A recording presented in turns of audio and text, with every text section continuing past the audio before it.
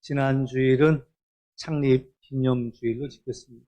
그리고 또한 대바홀 봉헌하는 그런 시간으로 지난 주일가 모였고, 사실 이제 지난주는 두 가지가 더 있었죠. 성령 강림절이었고요. 또 하나는 평신도 주일이기도 합니다. 늘 이것이 겹쳐서 오기 때문에 우리한테 다 하나하나가 의미가 있는데 놓치긴 합니다만, 이제 성령 강림절, 우리에게 참 믿는 이들에게 중요한 절기가 되겠습니다. 그래서 특별히 이제 오늘은 삼위일체주일입니다. 삼위일체. 이 삼위일체가 무엇이냐면은 하나님, 성부 하나님, 성자 예수님, 성령, 이 셋 하나라는 것을, 한 몸이다라는 것을 이야기하죠. 그래서 천지를 창조하신 하나님과 또 우리의 죄를 대속하기 위해서 사람의 몸을 입고 오신 예수님과 또 지금은 이제 승천하시고 우리 곁에 보혜사 성령이 함께 하시는데, 성부 하나님, 성자 예수님, 보혜사 성령님 이 모두가 다 동일한 한 분이라는 고백을 가지고 있습니다. 설명하기가 참 쉽지만은 않습니다만은, 그러나 우리 기독교 신앙의 가장 중요한 하나의 기준이 삼위일체 신앙을 고백하느냐, 고백하지 않느냐. 우리가 사도신경도 고백합니다만은 천지를 창조하신 하나님을 믿고 우리가 예수님, 마리아의 몸에 태어나신 그 예수님, 성령으로 잉태하신 예수님, 또 보혜사 성령님 우리가 믿는다라는 것이 이 사도신경의 하나의 중요한 골자가 되는 것과 마찬가지로 우리가 이 삼위일체 하나님을 고백하느냐, 고백하지 않느냐. 이단, 왜 이단이냐면 다를 일자의 끝단자거든요. 다 같아 보여요. 근데 끝이 다른 사람들이 이단. 성경책 또 우리가 부르는 찬송 다 똑같이 해요. 근데 끝에 가서 뭐가 다르냐? 자기가 재림한 그리스도다. 뭐 이런 식의 이야기로 돌아가기 때문에 그들이 다르죠. 근데 중요한 것은 이 삼위일체 하나님, 성부 하나님, 창조주 하나님, 또 성자 예수님, 우리를 구원하신 예수님, 그리고 오늘 우리 가운데서 역사하시는 보혜사 성령님에 대한 그런 고백이 또 어느 한쪽으로 치우쳐도 안 돼요. 하나님께도 아니고 예수님만도 아니고 성령님만도 아니고 균형이 있게 이 신앙을 고백할 수 있느냐. 이것이 우리에게 무엇보다도 중요하고, 또 우리가 삼위일체주의를 지나면서 우리의 삼위일체 신앙을 고백하고 있는 것입니다. 그러면서 이제 오늘 말씀을 우리가 함께 나누기를 원하는데, 오늘 이 말씀은 예수님이 이제 제자들을 떠나기 전에 마지막 하신 말씀, 고별 설교 가운데 있는 또 하나의 중요한 내용입니다. 예수님은 우리에게 가능하면 하늘나라에 대해서 많이 이야기하고 싶었어요. 그런데 사실은 여전히 제자들도 부분적으로는 깨닫지만 전체적으로는 그걸 알지 못하는 거예요. 오늘 또 예수님께서 그렇게 말씀하시죠. 내가 아직도 너에게 이룰 것이 많다는 거예요. 그러나 너희가 아직은 감당하지 못하기 때문에 내가 이 말을 다 하지 못한다라는 그런 말씀을 우리에게 들려주고 있습니다. 간혹 이제 대화를 나누다 보면은 이 얘기를 해줄까 말까 이러는 사람들이 있어요. 그러면 차라리 말을 말든지 아니면 말을 하든지 하면 좋은데, 말을 할 것 같으면서도 안 하고 안 할 것 같으면서도 하고, 그러니까는 호기심만 자극하고 말 안 하면 때로는 마음이 상할 때도 있죠. 감정이 뭐야, 사람 놀리는 것도 아니고, 하려면 말을 하고 안 하려면 아예 꺼내지 말지, 그냥 할 듯 말 듯 하는 이런 것들이죠. 근데 말하려다 말하지 못하는 이유는 내가 이 말을 해주어도 이가 이것을 감당하지 못할 거다 싶을 때는 말하려다가도 말을 못하는 거예요. 근데 또 말을 안 하려고 하다가도 이건 꼭 이야기해 줘야 되겠는데 얘기해주고 싶은 그 마음이 있기 때문에 그 말을 꺼내더라라는 근데 그런 이야기죠. 근데 문제는 우리가 연약한 존재예요. 다시 말해서 한계가 있고 제한적인 그런 존재라는 이야기죠. 그래서 우리는 제한된 범위에서만 그것을 감당할 수 있고 받을 수 있더라라는 거예요. 우리가 잘하는 일이 있는가 하면 우리가 감당 못하는 일들이 있어요. 일전에 한번 누가 차를 타고 와서 교회 마당에 이제 입구 관리실 앞에다 차를 세웠어요. 근데 이제 사이드 브레이크를 채우지 않으니까 거기가 처음 오는 분들에게는 경사로라는 걸 잘 몰라. 그러니까 이제 사이드 브레이크를 안 채우고 내렸단 말이에요.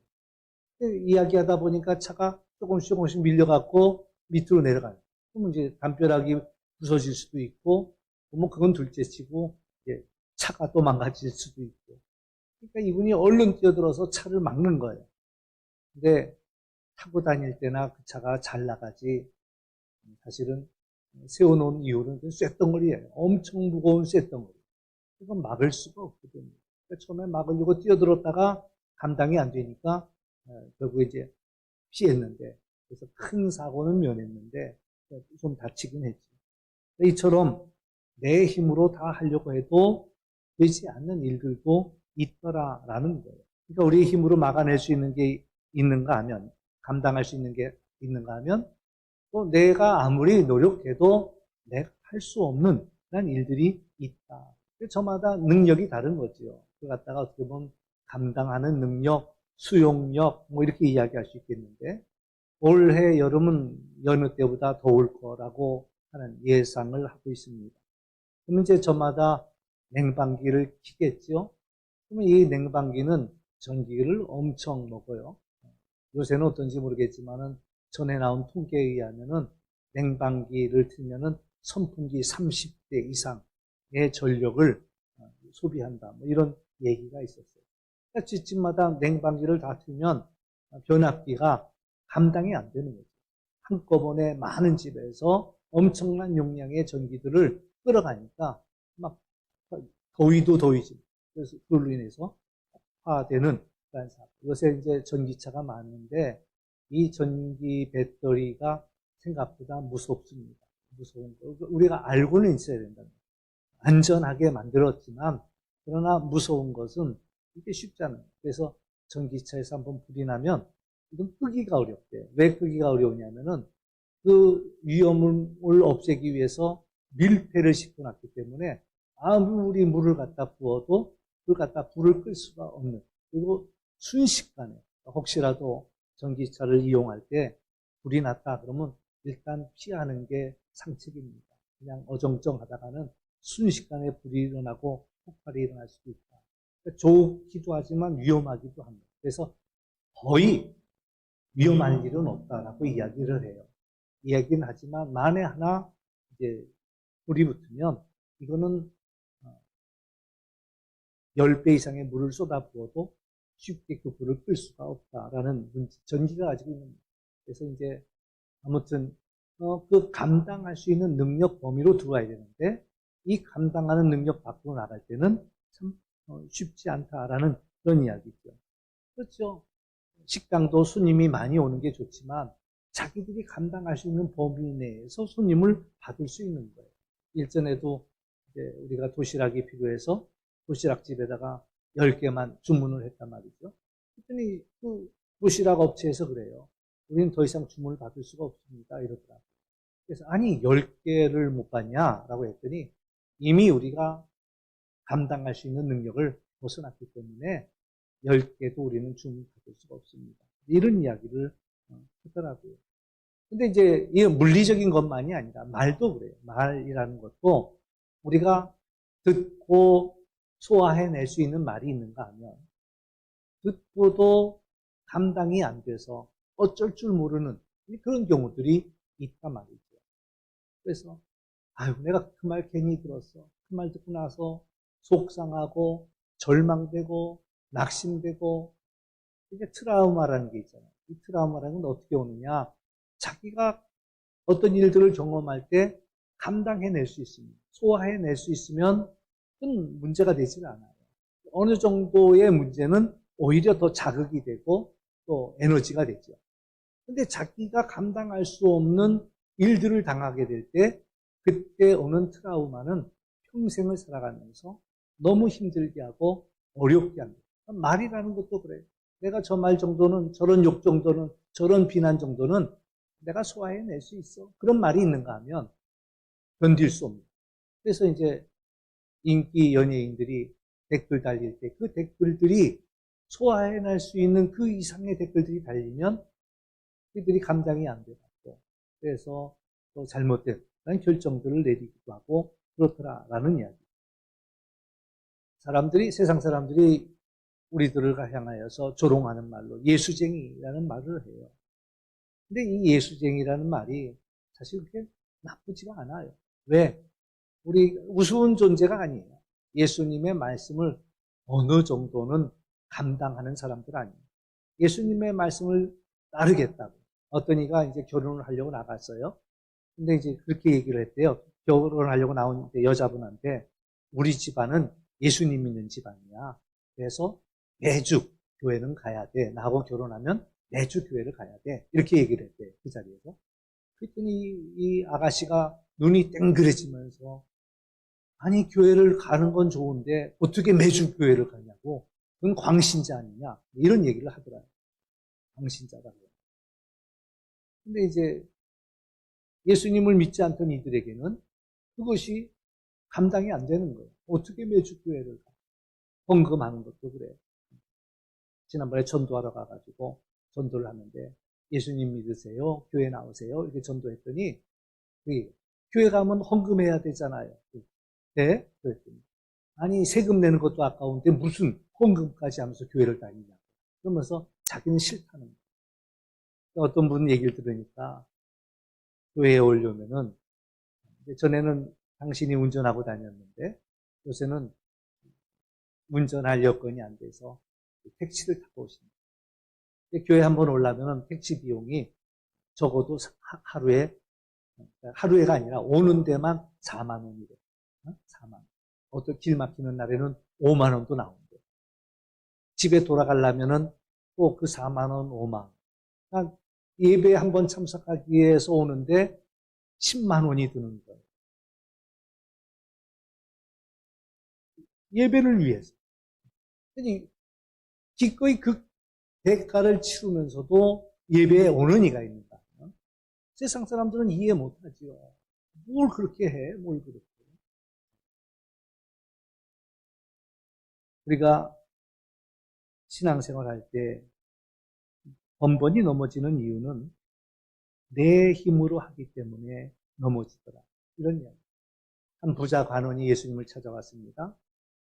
영생을 얻기를 원합니다. 예수님이 좀 계명을 지켜라 이렇게 말씀하셨어요. 그랬더니 이 친구가 나는 어려서부터 계명을 잘 지켰습니다. 예수님이 그럼 내가 한 가지만 더 이야기하지. 너에게 한 가지 부족한 게 있는데 가지고 있는 것을 다 팔아서 가난한 자들에게 주고 그리고 나를 따라옵니다. 이렇게 말씀합니다. 이 친구는 가지고 있는 게 많았어요. 가지고 있는 게 많으니까 그걸 다 팔아 가난한 자에게 주고 따라오라는 그 말이 감당이 안 되는 거죠. 또 고민하다가 영생을 포기하고 근심하면서 돌아갔다. 이렇게 이야기합니다. 아마 가진 게 없었으면 예수님 따라가는 게 쉬웠을 거예요. 근데 자기가 가진 게 많다고 생각을 했고 그것을 내려놓을 수가 없다고 생각했어요. 그래서 예수님을 차라리 포기한 거예요. 예수님이 하신 말씀들을 우리는 다 받을 만한가요? 쉽지 않잖아요. 사랑하라. 사랑하는 거 뭐 좋아요. 근데 어떻게 다 사랑해요? 어떻게 원수까지 사랑해요? 용서하라. 용서할 수는 있죠. 근데 어떻게 다 용서해요? 이것만은 용서 못해요. 이게 그 예수님의 말씀이 우리도 감당하기가 쉽지 않아요. 니고데모가 예수님을 찾아왔습니다. 그래서 예수님께서 그에게 한 말이 있어요. 거듭나야 되겠다. 거듭난 자만이 하늘나라를 볼 수 있다라는 말씀을 했을 때 니고데모가 상상이 안 되는 거예요. 예수님의 그 말씀이 거듭나? 어떻게 거듭나? 어머니 뱃속에 들어갔다 다시 나와? 예수님께서 제자들에게 내가 이제 예루살렘에 가는데 예루살렘에 가면 내가 이제 핍박을 받고 제사장이나 서기관이나 장로들에게 핍박을 받고 내가 이제 죽을 거다. 이런 이야기를 그리고 이제 내가 너희들을 떠날 것이다. 이런 이야기를 들려줄 때 오늘 말씀 바로 앞에도 내가 떠나야 보혜사 성령이 오신다라는 이야기를 해주는데 제자들이 그 말을 받기가 어려운 거예요. 감당이 안 되는 거예요. 예수님이 정말 내가 해주고 싶은 말이 떠나기 전에 해주고 싶은 말이 참 많은데 너희들이 감당할 수가 없구나. 이런 이야기를 하고 있는 거죠. 그래요. 믿음 생활하는 것이 결코 쉽지는 않더라라는 거죠. 다시 말해서 신앙생활은 내 힘으로 하지 못합니다. 우리가 번번이 실패하는 이유, 넘어지는 이유. 그래서 주님, 지난 한 주간도 주님의 뜻대로 살고자 했지만 우리가 주님의 뜻대로 살지 못했습니다. 라고 고백할 수밖에 없는 그런 이유는 그 이유 중에 하나가 내 힘으로 하려고 할 때 우리는 번번이 넘어지게 되더라라는 그런 이야기입니다. 이거는 우리만의 문제가 아니라 사도 바울도 그랬어요. 로마서 7장 말씀을 읽어보면 사도 바울이 생각하면 속상한 거예요. 하나님, 내가 선을 알고 그 선을 행하기를 원하는데 근데 돌아보면 원하는 바 그 선은 행하지 아니하고 내가 원치 않는 그 일들을 행하고 있더라는 거죠. 원치 않는 악을 행하고 있는 자기 자신을 발견하는 거예요. 탄식해요. 오라 나는 곤고한 자로다. 이 사망의 몸에서 누가 나를 건져줄 수 있겠는가? 그것이 이제 사실 우리 모두가 가지고 있는 그런 고민입니다. 근데 이제 로마서 8장을 읽다 보면 내가 이제 한 가지 법을 깨달았다라고 이야기하는 그러면서 죄와 사망의 법에서 우리를 자유케 하는 것이 바로 성령의 인도함을 받는 것인 것을 성령의 법을 그가 깨닫게 되죠. 성령께서 우리를 인도해 주셔야지만이 우리가 예수님이 주신 말씀을 받을 수가 있고 감당할 수 있다라는 거예요. 예수님은 하나님 나라에 대해서 우리에게 많은 이야기를 해주고 싶었습니다. 하나님이 우리를 얼마나 사랑하시는지 그래서 당신이 이 땅에 오신 이유도 바로 그 하나님이 우리를 사랑하셔서 우리를 구원하시기 위해 당신을 내어주셨음을 이야기해 주는 것이죠.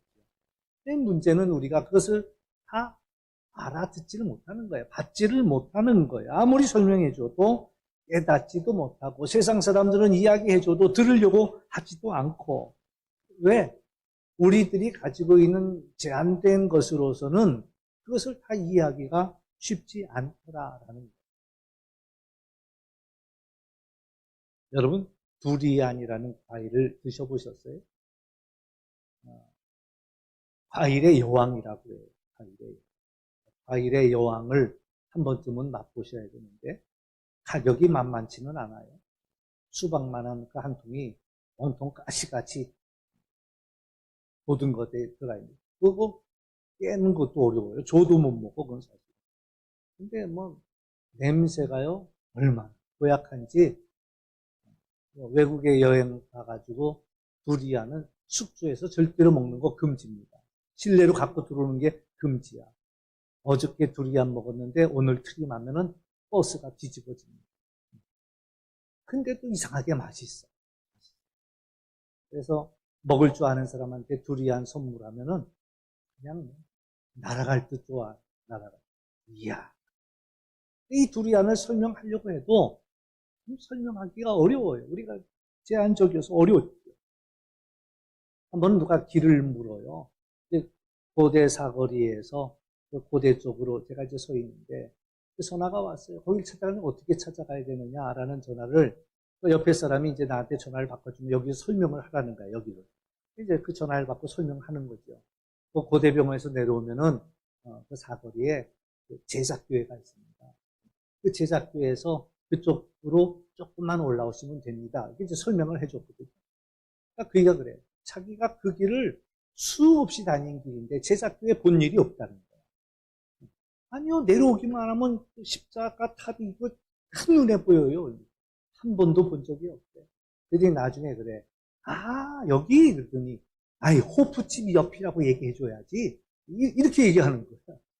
이는 그 길을 다니면서 십자가는 본 일이 없고 호프집만 보였고, 나는 그 길을 그렇게 다니면서 십자가 제자교회만 보였지 호프집이 있는 건 그날 처음 알았어요.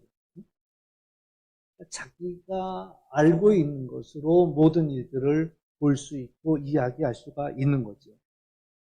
사람은 자기가 보고 싶은 것만 보고 또 이야기하고 싶은 것만 이야기한다고 그랬죠. 아는 만큼 보이는 거예요. 그의 눈에는 온 동네 술집은 다 꿰고 있으니까 술집으로만 얘기해 준다면 잘 찾아갈 거예요. 근데 저는 설명하는 게 교회밖에 모르니까 교회로 설명하니까 관심도 없는 이들은 그 얘기를 알아듣기가 어렵고, 예수님께서 하나님 나라 이야기를 계속 들려주고 싶은데 사실 우리가 너무나 제한적이어서 이 하나님 나라 이야기를 알아듣지 못하는 거예요. 그래서 이 땅의 이야기도 다 해줘도 못 알아듣는데 하늘의 이야기를 어떻게 설명할 수 있냐. 예수님이 하신 말씀이 성령이 오시며 너희를 진리 가운데로 인도하실 것이다 라는 말씀을 우리에게 주는 거죠. 그러니까 진리가 뭘까? 근데 말씀 하나가 생각나는 것이, 예수님께서 당신에 대해서 이야기할 때 내가 곧 진리요, 내가 곧 길이요 진리요 생명이다. 나로 말미암지 않고는 아버지께로 올 자가 없다. 그러니까 성령께서 우리를 진리 가운데 인도하신다는 것은 예수님 앞으로 우리를 인도한다라는 말씀. 성령은 자유로 말하지 않습니다. 세상은 자기 이야기들만 해요. 원수마귀도 미혹하는 이야기라고 거짓을 이야기합니다. 그러나 성령은 자유로 말하지 아니하고 아버지께로부터 받은 것들을 말합니다. 그러면서 예수님이 누구십니까? 예수님도 물론 당신이 누구라는 것들을 수없이 이야기했지만 제자들조차도 부분적으로는 알아들었지만 온전히 다 알아듣지는 못했어요. 그러니까는 성령께서 오셔서 예수님에 대해서 진리 가운데 나아가도록 인도해 주실 것이다. 성령이 우리를 인도하십니다. 갈 길을 인도하시고 우리의 사명을 인도하여 주시고, 그러니까 베드로가 주는 그리스도시요 살아계신 하나님의 아들입니다 라는 고백을 했을 때 예수님께서는 바요나 시모나 내가 복이 있도다 그러면서 하시는 말씀이 이것을 알게 하시는 혈육이 아니라는 거예요. 하늘에 계신 내 아버지께서 너로 하여금 알게. 그러니까 하나님께서 우리의 마음을 알아듣도록 열어주지 아니하시고 우리가 사람의 지혜로 이 모든 것들을 알아차리기가 어렵다라는 거예요. 하늘의 비밀은 사람의 지혜로는 아무리 설명해도 아무리 깨달으려고 해도 알아듣기가 어렵습니다. 성령께서 우리를 인도해 주실 때에야 우리는 비로소 그 하나님 나라를 전체를 볼 수 있는 그런 눈이, 그러니까 세상 사람들에게 아무리 예수님을 이야기해줘도 그 이야기가 마음속에 들어오지 않지요. 왜? 그들은 인간적인 지혜로 보니 사람의 눈으로 보고 사람의 생각으로 판단하니까 그 일들이 도무지 이해가 가지 않는다라는 거예요. 그러나 성령께서 인도해 주실 때 성령을 통해서 우리는 비로소 예수님이 누구인지 알고, 우리가 아까 준비 찬송하면서도 주 예수보다 귀한 것은 없네라는 그 고백은 성령으로 말미암지 않고는 할 수 없는 고백이에요. 얼마나 좋은 게 많은데, 세상에 얼마나 좋은 게 많은데, 그런 생각을 하는 거죠. 그런데 예수님을 만나고 나니까 세상에 그 좋아 보이던 것들이 의미가 없더라. 우리들도요, 아이들 한번 생각해 보세요. 요새 아이들한테 뭐가 좋은지 모르겠어. 요새 간혹 가다 이제 보면은 중고를 거래하는 사이트가 당근 사이트라는 게 있는데 거기에 보면 명함 같은 카드 딱지를 팔더라고요. 근데 그 딱지가 인기가 있는지 그 종이 한 장 갖고 몇천 원에도 팔고 어떤 사람은 몇만 원에도 올리고 막 그랬어요. 그러니까 사람들이 무슨 포켓몬 빵인가를 사 먹는데 빵 먹으려고 사는 게 아니라 그 딱지를 얻으려고 사더라고요. 우리가 볼 때는 그게 뭐야? 이러고 있지만은 그걸 구하는 사람들한테는 그게 엄청나게 귀한 건가 봐요. 막 그 난리. 애들 그렇잖아요. 이제 요즘 뭐가 좋은지 난 모르니까. 옛날로 이야기하면 딱지 많고 구슬 많으면 얼마나 행복했어요. 세상을 얻은 기쁨이 거기 있었잖아요. 요새 장난감이, 애들 장난감이 얼마나 비싼지 지난번에 누가 팽이 하나 샀다고 그래가지고 야, 그 팽이 참 이쁘게 잘 나왔다고. 그 팽이 하나가 또 몇만 원 한대. 그러니까 야, 무슨 팽이가 몇만 원씩. 요새 할아버지 할머니 되려면 참 어렵겠다 싶어요. 왜냐하면 장난감이 뭐 보통 가격이 아니더란 말이죠. 엄청 비싸. 애들에게는 그게 정말 세상 무엇보다도 귀한 것들이 있어요. 어른의 눈에 볼 때는 아유, 그까 있고 이러고 만단 말이에요. 근데 사실 애하고 어른하고 차이가 뭐예요? 애들은 그 조그만 거 갖고 논다면 어른들은 그보다 큰 딱지 갖고 놀잖아요. 그보다 더 큰 구슬 갖고 논다. 그게 정말 대단한 줄 알고 그것 때문에 목숨 걸고 그런단 말이에요. 근데 그렇게 목숨 걸 것 같은 그 구슬과 딱지들이 말이에요. 어느 순간 또 빛을 잃어버려요. 언제 빛을 잃어버리냐? 이 세상보다 저 세상이 더 가까워질 때, 죽음의 순간에 다가서면은요, 그 귀하던 금은 보화가 의미가 없어져 버려요.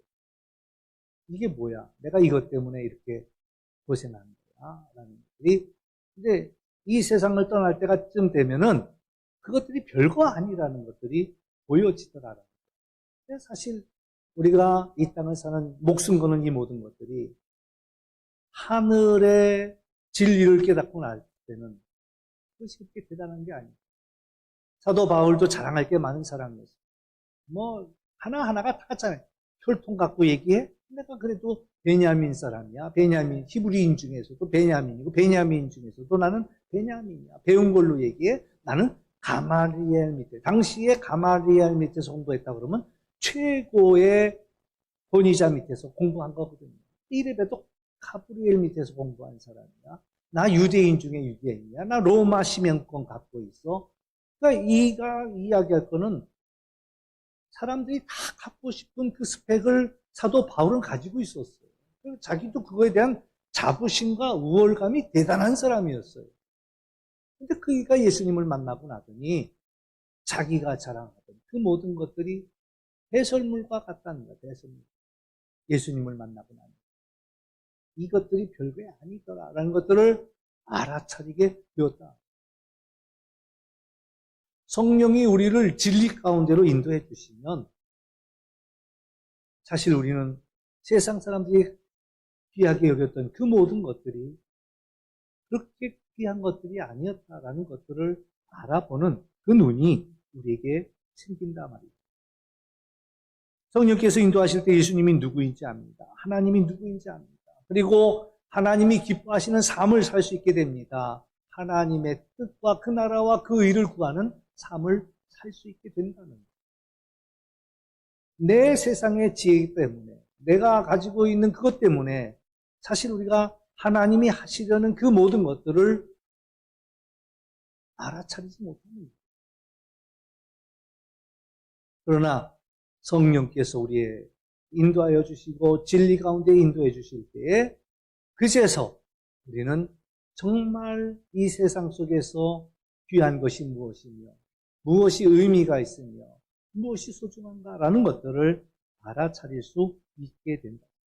또한 성령은 그리스도를 영화롭게 합니다.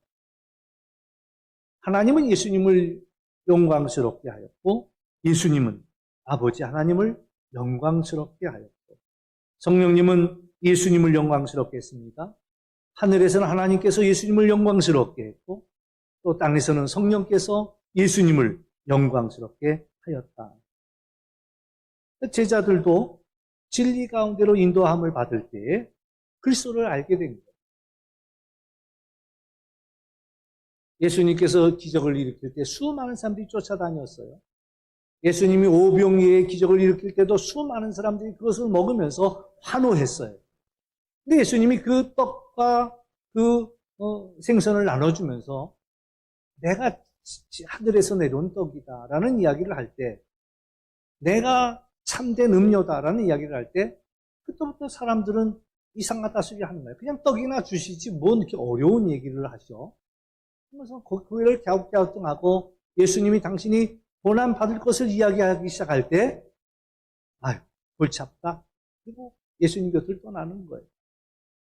예수님 베드로에게도 묻죠. 너희도 가려느냐?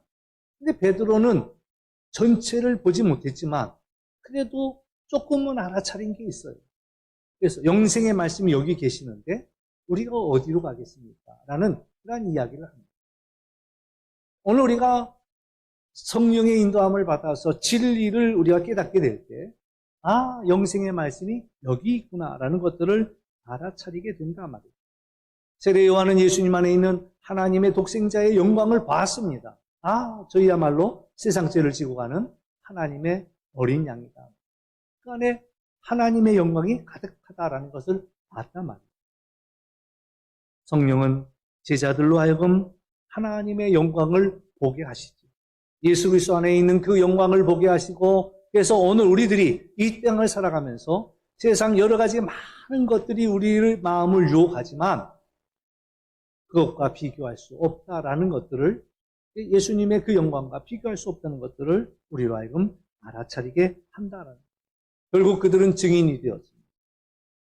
두려워 떨고 또한 자기 이야기도 제대로 하지 못하던 그들이 십자가의 사랑을 경험하면서 또 부활의 그것을 목격하면서 성령 충만함을 통해서 땅끝까지 증인되는 그런 삶들을 살게 되었다. 예수님을 알게 된 거예요.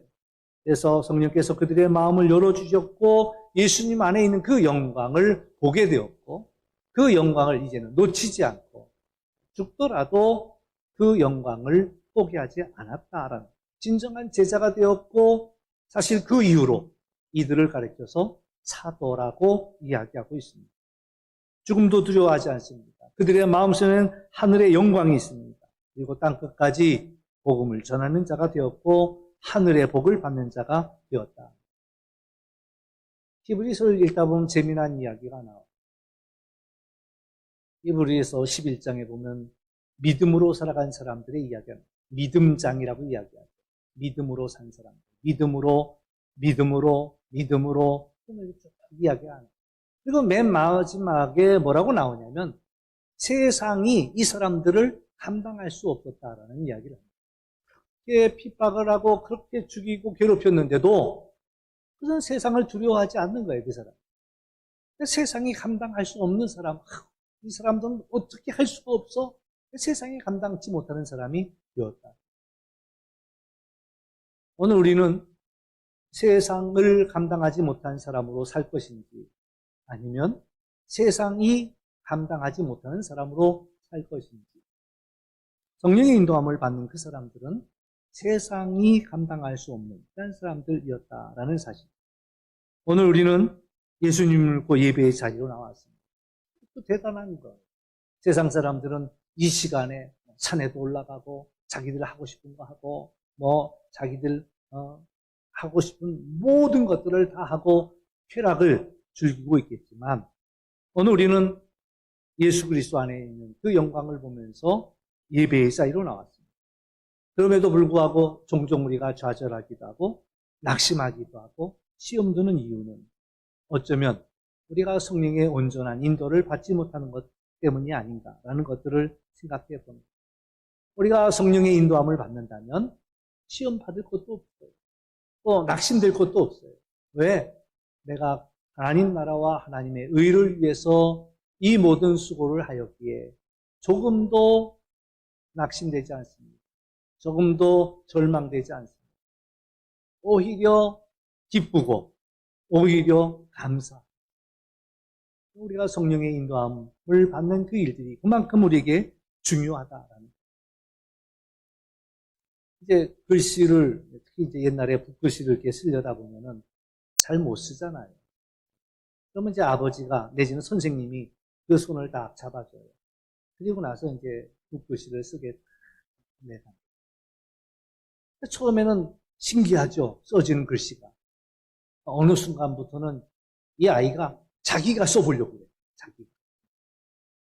그러면 이제 선생님이나 아버지가 하는 얘기가 힘 빼. 힘을 빼야지 그 아버지가 휘두르는 대로 그 글씨가 써져 나갈 텐데 자기가 해보려고 막 할 때 이건 자기 글씨도 아니고 아버지 글씨도 아니고 그런 글씨가 써지더라. 제가 이제 오랫동안 여기 있었으니까 아시겠지만 제가 노래를 잘 못해요. 음악을 잘 못해요. 음악하고는 차라리 음악 점수보다는 미술 점수가 잘 나왔어, 저는. 음악 점수가 참 안 나오는데. 근데, 그래서 음악에 한이 많아. 그래가지고 악기라는 악기는 또 다 사. 다 사. 배워보려고. 이것도 해보고 저것도 해보고. 잘 안 되더라고. 얼마 전에 TV를 보는데 저희 아내가 그러더라고요. 저기 정동훈이는 색스폰도 저렇게 부드럽게 잘 부는데 저는 잘 안 되니까요. 한 번 부르고 나면 몸살이 와. 온몸에 근육이 그냥 이러고. 근데 그렇더라고요. 잘하는 사람의 특징은 힘이 안 들어가요. 못하는 사람들의 특징은 온몸에 힘이 들어가요. 뭘 하다 운동을 배울 때도 제일 먼저 하는 얘기가 힘 빼요, 힘 빼요 이 얘기만 듣는. 전에도 보면은 이제 조심스러운 얘기입니다만 그 간질 환자들이 계단을 내려가다가 넘어지는데 조심스러운 표현입니다. 그분들은 안 다쳐요. 계단에서 굴러듭니다. 왜 그러냐? 자기도 모르게 넘어가기 때문에 생각보다 안 돼요. 근데 어쩌다 길 가다가 넘어지는 사람들은 크게 다쳐요. 왜 크게 다쳐요? 넘어지는 그 순간에 그냥 온몸에 힘을 집어넣다가 넘어지면서 뼈 부러지고 그냥 깨지고 이런 일들이. 그러니까 사실 운동할 때도 힘 빼. 그 이야기가 힘을 빼야 다치질 않는데 그냥 긴장이 돼갖고 긴장이 되니까 힘을 뺄 수가 있냐 말이죠. 못 빼죠. 그러다 보니까 이 딱딱한 것이 떨어지면서 깨지고 부서지고 그런 일들이 일어나요. 성령께서 우리를 인도하시기 위해서는 우리가 힘을 빼야 돼요. 그래야 성령이 우리를 자유롭게 이끌어 가시거든요. 근데 내 고집이, 내 지식이, 내 경험이 강하게 역사하려고 하다 보니까 성령이 하는 일도 아니고 자기 하는 일도 아니고 이상한 일들이 되어버리다. 오늘 성령 강림절을 맞이하면서 또 삼위일체 주일을 맞이하면서 오늘 우리가 성령 충만함을 받아야 되고 성령의 인도함을 받아야 할 분명한 이유는 사람의 지혜로 사람의 능력으로 할 수 없는 그 일들을 성령께서 우리를 인도하시고 하나님의 영광을 보게 하시고 그러면서 그 모든 일들을 이루어 가시기 위해 오늘 제자도가 뭐예요? 자기를 부인하는 일부터 시작입니다. 자기를 부인하는 것. 이게 내 힘을 빼는 일들이죠. 그랬을 때 우리는 하나님의 말씀을 하늘나라 이야기를 우리가 감당할 수 있는 거예요. 여전히 내 생각으로는 감당할 수 없어. 어떻게 그렇게 해요? 어떻게 그렇게 해요? 그렇지만 성령께서 우리를 인도해 주실 때에 우리는 성령의 인도함을 받아서 하늘나라의 삶을 살 수 있다라는 이야기. 또한 우리가 하나님의 영광에 참여하는 우리 모두가 될 수 있다라는 것. 오늘도 우리는 한 발은 세상에 두고 한 발은 하나님께 두고 살아간다면 가장 위험할 때가 그때가 아니겠어요? 무게 중심이 왔다 갔다 할 때가 제일 위험하대요. 무게 중심. 이쪽 발에서 이쪽 발로 옮겨갈 때. 이게 왔다 갔다 할 때. 차 타고 내릴 때 그때가 무게 중심이 움직이는 때인데 그때가 참 위험한 때인데 우리가 중요한 것은 왔다 갔다 하는 그런 삶이 아니라 하나님께서 나를 인도하시도록 맡긴다면 우리가 생각보다 믿음으로 살아가는 일들이 어렵지 않다. 세상에서는 어려운 것처럼 보이지만 그 속에서도 기뻐하는 비결은 하나님이 하시는 일들을 볼 수 있기 때문에 하는 사실 기억하시면서 오늘도 진리의 성령을 구하는 우리 모두가 될 수 있기를 주의 이름으로 축원합니다.